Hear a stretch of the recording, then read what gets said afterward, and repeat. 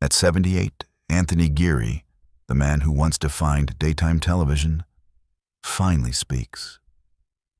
For decades, he lived behind the iconic face of Luke Spencer, the rebel, the lover, the legend of General Hospital. To fans, he was invincible. To Hollywood, untouchable. But behind the fame, behind the countless awards and millions of viewers, was a story darker than anyone imagined. After years of silence, Geary has revealed a list, 5 names that changed his life forever. Not friends, not enemies, but people who, in his own words, taught me what betrayal really feels like. Insiders describe it as a confession, not revenge, yet the emotions burn like old wounds reopened. He calls it the cost of surviving Hollywood. 5 names, 5 stories, each one a mirror of the pain, manipulation, and ego that haunted the man once hailed as television royalty. Let's begin with number 5. Number 5, Maurice Benard. For years, fans believed Anthony Geary and Maurice Benard, Luke and Sonny, shared deep respect. Both were powerhouses of General Hospital, both legends of the screen. But those who worked behind the scenes knew a different story. Tensions began quietly. Maurice, methodical and intense, demanded control over scripts. Geary, unpredictable and free-spirited, thrived on improvisation. It was oil and water, 2 masters refusing to bow. Crew members remember heated moments during rehearsals. One insider confessed, Tony would go off script and Maurice would glare. You could cut the air with a knife. Things escalated when Benard received a raise that outpaced Geary's, a move that insiders called the final insult.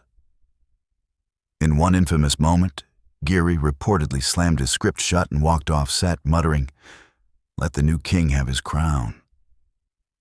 Producers calmed him down, but something broke that day.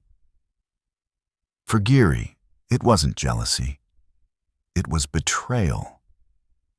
The show he helped build had turned him into a relic, and Maurice, once a colleague, became a reminder that even legends are replaceable.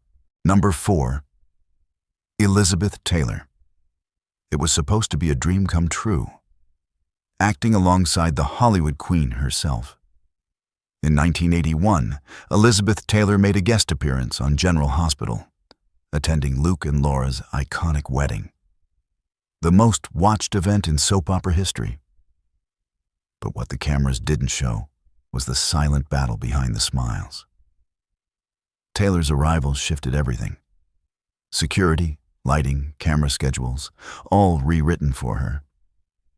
Crew whispered that Geary was furious. He felt his show was being hijacked, said one assistant director. Tony was the star. Suddenly, he wasn't. During filming, Geary allegedly snapped, "This isn't Hollywood, Liz. It's General Hospital." Taylor didn't flinch. "Sweetheart," she replied, "everywhere I go is Hollywood." That line spread through the studio like wildfire. The chemistry on screen turned icy off it. After her cameo, Geary refused to mention her name in interviews. Decades later, when asked about her, he only smiled bitterly and said, "She got what she wanted. She always did." It wasn't hatred. It was humiliation. And it marked the first time Geary realized that fame, no matter how bright, can be dimmed by a single bigger star. Number 3, Ron Carlivati.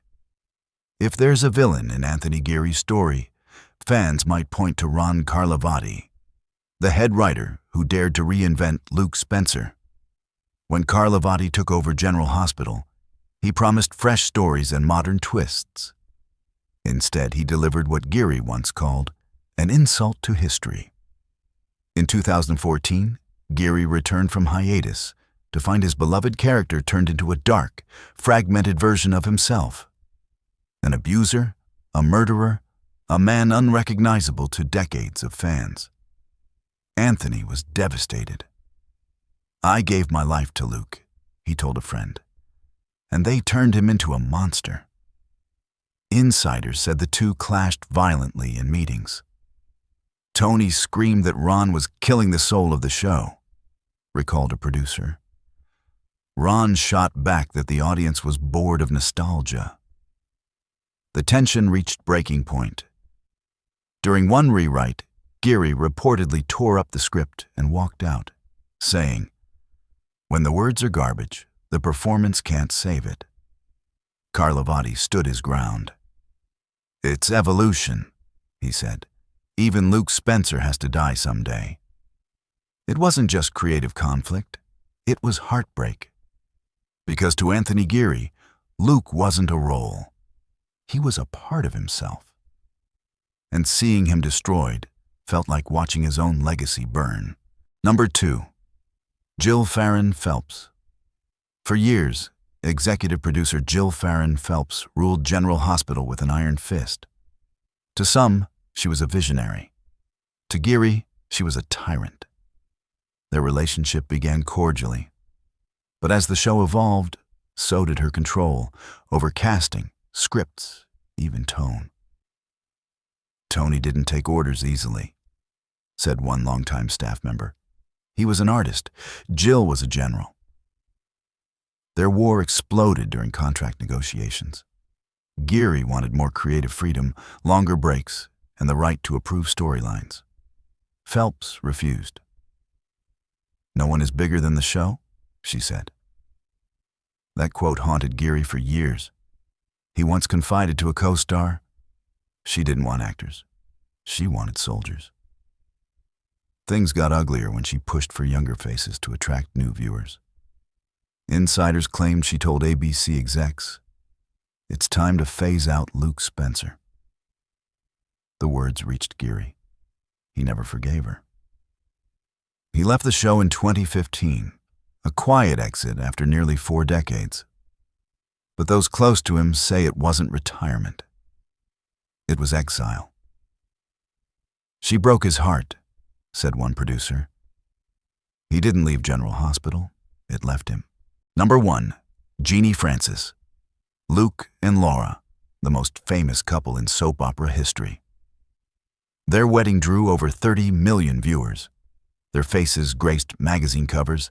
Their love story defined a generation. But behind the fairy tale was a storm.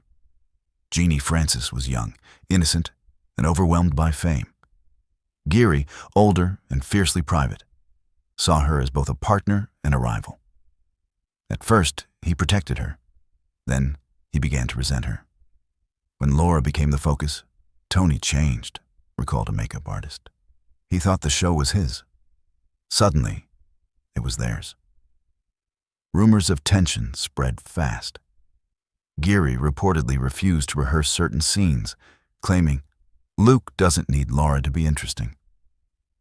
Francis fought back quietly, her professionalism masking the pain. Years later, in interviews, she admitted, "We had a complicated relationship. There was love, but there was also resentment." And when Geary left General Hospital, he didn't call her. He simply disappeared to Amsterdam, leaving decades of partnership behind. Fans begged for a reunion, but it never came. Because sometimes the person you made history with is also the one who reminds you of everything you lost. But here's the part the headlines never printed. That list, the 5 stars he despises, wasn't meant as hatred. It was confession. According to a friend, Geary wrote those names one lonely night in Amsterdam, not as enemies, but as ghosts. Each of them shaped him, the source said. Each of them took a piece of him he could never get back. Maurice taught him pride, Elizabeth taught him humility, Ron taught him heartbreak, Jill taught him survival. Jeannie, she taught him love. When someone leaked the list, tabloids turned it into scandal. But for Geary, it was something else entirely, a way to understand why he walked away from the only world he'd ever known. Now, at 78, Anthony Geary lives quietly in Amsterdam, far from the bright lights and studio chaos. He paints, he reads, he avoids interviews. But those who've met him say his eyes still carry the weight of stories untold. He once said, "Hollywood doesn't break you. It just shows you where the cracks already were." And maybe that's the truth behind his list. Not a record of enemies, but a map of scars. He's no longer Luke Spencer, no longer the king of daytime drama. He's just Anthony, older, wiser, and finally at peace with the ghosts that once haunted him.